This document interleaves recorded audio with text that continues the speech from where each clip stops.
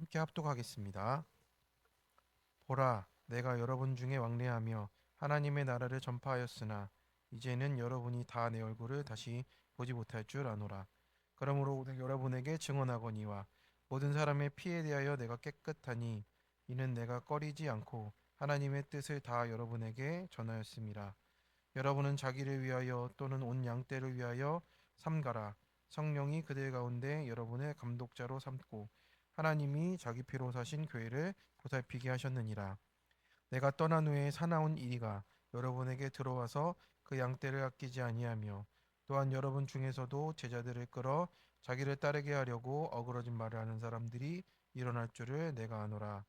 그러므로 여러분이 일깨어 내가 3년이나 밤낮 쉬지 않고 눈물로 각 사람을 훈계하던 것을 기억하라. 지금 내가 여러분을 주와 및 그 은혜의 말씀에 부탁하노니 그 말씀이 여러분을 능히 든든히 세우사 거룩하게 하심을 입은 모든 자 가운데 기업이 있게 하시리라. 내가 아무의 은이나 금이나 의복을 탐하지 아니하였고 여러분이 아는 바와 같이 손으로 나와 내 동행들이 쓰는 것을 충당하여 범사에 여러분에게 모본을 보여준 바와 같이 수고하여 약한 사람들을 돕고 또 주 예수께서 친히 말씀하신 바 주는 것이 받는 것보다 복이 있다 하심을 기억하여야 할지니라. 이 말을 한 후 무릎을 꿇고 모든 사람들과 함께 기도하니 다 크게 울며 바울의 목을 안고 입을 맞추고 다시 그 얼굴을 보지 못하리라 한 말로 말미암아 더욱 근심하고 배에까지 그를 전송하니라. 아멘. 네, 오늘 사도행전 20장의 말씀으로 큐티 제목 훈계하던 것을 기억하라의 말씀을 나누겠습니다. 네, 부르신 교회 성도 여러분, 네, 신앙의 길은 눈물의 길입니다. 말씀을 전하고 사람을 세우고 교회를 섬길수록 눈물 없이는 설 수 없는 자리가 있는 것을 우리가 알게 됩니다. 신앙생활을 하다 보면 처음에 사랑과 눈물을 잃을 때가 있습니다. 예배도 말씀도 섬김도 다 하긴 하는데 사명 때문에 달려왔는데도 어느새 마음이 식어버릴 때가 있습니다. 내가 왜 이 길을 걷는지 처음 그 부르심의 자리에서 멀어질 때가 있고요. 그런데 오늘 바울은 그런 우리에게 눈물로 이렇게 고별의 모습을 보여줍니다. 이제는 여러분이 다 내 얼굴을 다시 보지 못할 줄 아노라 이렇게 말하고 있는데 이 말이 얼마나 가슴이 미어지는 말이었겠습니까? 앗소까지 걸어오면서 생각하고 어떤 말을 남길지 생각했던 말 같습니다. 한 영혼이라도 말씀 안에서 세우기 위해 밤낮 눈물로 훈계했던 사역을 뒤로하고 떠나는 발걸음 앞에서 정말 유언처럼 이 복음의 유언처럼 이 말씀을 남깁니다. 그리고 이것이 우리에게 지금까지 남아서 우리가 선교 파송할 때 이럴 때 늘 이 말씀을 가지고 나누는 것을 우리가 보게 됩니다. 바울은 자기 피로 교회를 사신 예수님의 마음으로 말씀을 남긴 것이죠. 우리도 그 눈물의 자리에서 하나님의 뜻에 꺼리지 않고 전했던 바울처럼 그 맡겨진 양떼를 어떻게 보살피고 세우는지 그리고 말씀 앞에서 내 모습을 비추며 함께 띵크해 보려고 합니다. 먼저 성령의 감독자로 보살피게 하십니다. 바울은 먼저 자신의 사역을 이렇게 요약하고 있어요. 내가 여러분 중에 왕래하며 하나님의 나라를 전파하였으나 이제는 여러분이 다 내 얼굴을 다시 보지 못할 줄을 아노라. 그래서 단순히 복음을 가르친 사람이 아니고 하나님 나라를 몸으로 전했다라는 것을 고백하는 거죠. 그 단순한 지식이 아니고 통치로 전했습니다. 살아낸 것을 보여주고 있던 거죠. 그리고 이어서 말합니다. 내가 모든 사람의 피에 대해 깨끗하다. 이 말은 속까지 투명하다라는 의미예요. 근데 그것은 책임을 다했다라는 뜻이고 왜냐하면 하나님의 뜻을 다 전했기 때문에 하나님이 말씀하신 것을 가감없이 다 남겨주었기 때문에 나는 지금 그 속까지 투명하게 다 전했다라고 말하고 있는 겁니다. 사람의 눈치나 인기나 이런 것이 아니라 그 구속사적인 계획을 끝까지 남겨주었던 것입니다. 28절에 이렇게 당부를 하죠. 그래서 여러분은 자기를 위하여 또는 온 양떼를 위하여 삼가라라고 이렇게 말을 합니다. 그래서 그들 가운데 여러분을 감독자로 삼고 하나님이 자기 피로 사신 교회를 보살피게 하셨다라고 하는 겁니다. 그래서 삼가라는 말은 우리나라의 표현으로는 이제 삼가 이제 행동을 이렇게 드러나지 않게 조심해라 이런 뜻인데 여기서는 조심해서 행동하라는 뜻이에요. 그러니까 하지 말라는 게 아니고 이렇게 정말 또 보살피며 행동하도록 이렇게 말하고 있는 겁니다. 바울은 장로들을 향해 이렇게 말하는 거예요. 단순히 직분이 아니고 지키고 돌보는 자로 세워졌습니다. 영혼을 위해서 깨어있는 자들이에요. 그래서 직분자가 아니라 그 감독자로 성령의 감독자로 세움을 받았다라는 겁니다. 그래서 교회는 내가 세운 것이 아니고 성령이 세우셨고 예수님이 피로 사신 그 교회라는 것을 이렇게 말을 하고 있습니다. 그래서 보살피면서 양을 먹이고 돌보듯이 그렇게 돌봄의 대상으로 교회와 성도들을 살피라고 이렇게 권면하고 있습니다. 그래서 성령의 감독자는 자기 일을 하는 것이 아니고 예수님의 피값을 기억하며 내 생각과 감정이 아니라 십자가의 사랑으로 교회를 보살피는 돌보는 사람으로 세워져 가라고 하십니다. 적용 질문입니다. 주변의 지체에게 하나님 나라를 살아내므로 전해주고 있습니까? 내가 있는 자리에서 내 옆에 영혼을 위해 깨어 돌보고 있습니까? 그 영혼이 피로 사신 존재임을 기억하고 있습니까? 두 번째입니다. 세운 자들을 은혜의 말씀에 부탁합니다. 이제 바울은 이제 현실적인 경고를 하고 있어요. 내가 떠난 후에 살아온 이리가 여러분에게 들어와서 그 양떼를 아끼지 아니할 것이다. 여기서 이리는 외부의 공격을 얘기합니다. 또 30절엔 더 충격적인 말도 있죠.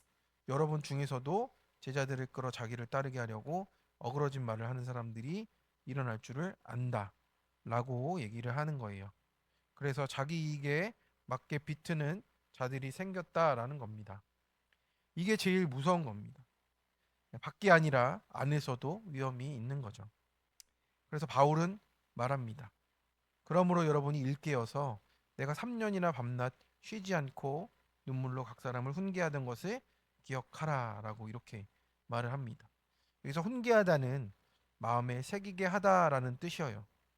그래서 단순히 가르치기만 하지 않고 복음을 심고 그곳에 새겨 두도록 마음에 새겨 두도록 계속 말했다는 뜻입니다.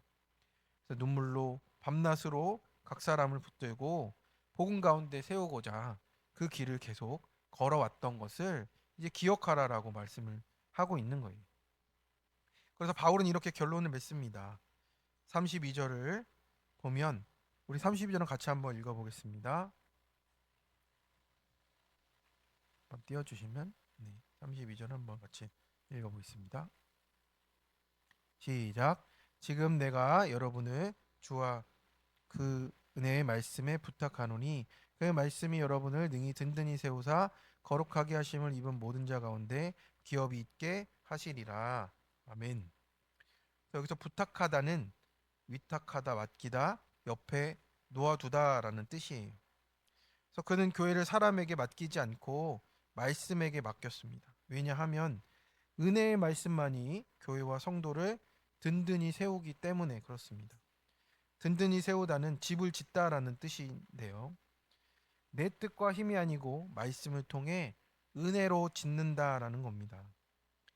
예수님께서도 십자가 위에서 아버지 내 영혼을 아버지 손에 부탁하나이다 라고 말씀하셨을 때 그 부탁한 단어가 오늘의 단어와 똑같습니다. 파라티테마라는 말이 반복이 된 거예요. 예수님도 자신을 아버지 손에 놓아두셨듯이 우리도 내 가족, 내가 품는 그 지체, 영혼을 말씀 옆에 놓아두는 것이 성령의 부탁이고 우리에게 맡기신 일입니다. 우리가 교회와 영혼에 대해 무슨 능력으로 무엇을 할 수가 있겠습니까? 하나님의 은혜밖에는 우리를 품고 다스릴 능력이 없는 거예요. 하나님께서 택한 연약한 자를 끝까지 보호하시기 때문에 우리가 할 수 있는 것은 그 한 분 한 분을 은혜의 말씀 옆에 데려다 놓는 것밖에는 우리가 감당할 일이 더는 네, 우리의 능력을 감당할 수는 없다라는 겁니다. 청년 큐티 간증이에요. 저희 아버지는 제가 태어나기 전에 심장마비로 돌아가셨습니다. 터울이 많이 난 형들은 엄마의 사랑을 독차지하는 저를 자주 심하게 때렸습니다. 그로 인해 조금씩 비뚤어져 가던 저는 학교에서 간 해외 선교 프로그램에 같이 갔던 여학생과 학생회 때의 음란한 죄를 졌고 모두가 저를 벌레 보듯이 했습니다. 학교 전체에 저에 대한 나쁜 소문이 돌았고 그 사건을 통해 저는 주님을 인격적으로 만나게 됐습니다. 또 교회 청소년부 수련회에서 친구들이 나눔 시간에 자신의 고난을 서슴없이 오픈하는 것을 들으며 저의 굳은 마음이 저절로 열리기 시작했습니다. 그렇게 교회 공동체에 속하게 되니 제 삶이 조금씩 바뀌었습니다. 높은 데시벨의 엄마 잔소리, 얼굴만 봐도 미운 형들 사이에서 불만 없이 집안일을 하고 수발을 들 수 있는 은혜를 주셨습니다. 은혜의 말씀에 저희 가족을 부탁드리니 저희 가정에는 화평이 찾아왔습니다. 바울이 밤낮 쉬지 않고 교회를 훈계하고 눈물로 양육했듯이 저 역시 쉬지 않으시는 하나님의 사랑과 건강한 교회 공동체의 눈물의 양육으로 지금까지 인도해 주시니 감사를 드립니다. 이제는 다른 사람들에게 하나님의 은혜의 복음을 증언하여 간증을 나누는 인생이 되기를 기도해 주세요. 적용은 수치와 고난을 가리지 않고 나누겠습니다. 엄마와 형에게 토하지 않고 순종하겠습니다. 그렇습니다. 사람은 내 뜻대로 안 됩니다. 우리에게 자녀를 주신 이유가 이렇다는 얘기를 들었습니다. 내 뜻대로 안 되는 것을 가르쳐 주기 위함이다. 라는 말이 있다 해요. 은혜의 말씀을 부탁한다는 것이 무엇입니까? 내가 가장 사랑하는 대상을 주님과 그 은혜의 말씀 옆에 놓는 겁니다. 그러면 내가 내 가족을 책임질 수 없음을, 그 영혼들을 책임질 수 없음을 깨닫고 그 말씀 옆에 두는 것을 우리가 적용하는 겁니다. 그러면 그 기업, 영육이 세워져 가는 마지막 종착지인 구원을 주님께서 이뤄간다 하십니다. 적용 질문입니다. 나는 훈계의 권면과 가르침을 마음에 새기고 기억하려 합니까? 그때만 하고 지나갑니까? 나는 교회와 사람을 내 말과 힘으로 세우려 합니까? 은혜의 말씀에 부탁하며 기도와 인내로 결실을 맺으려 합니까? 세 번째입니다. 약한 자를 돕고 함께 기도합니다. 네, 바울은 마지막 권면으로 삶으로 보여주는 모본을 남겼습니다. 내가 아무의 은이나 금이나 의복을 탐하지 아니했고 여러분이 안 바와 같이 이 손으로 나와 동행들이 쓰는 것을 충당하였노라라고 이렇게 말씀을 합니다.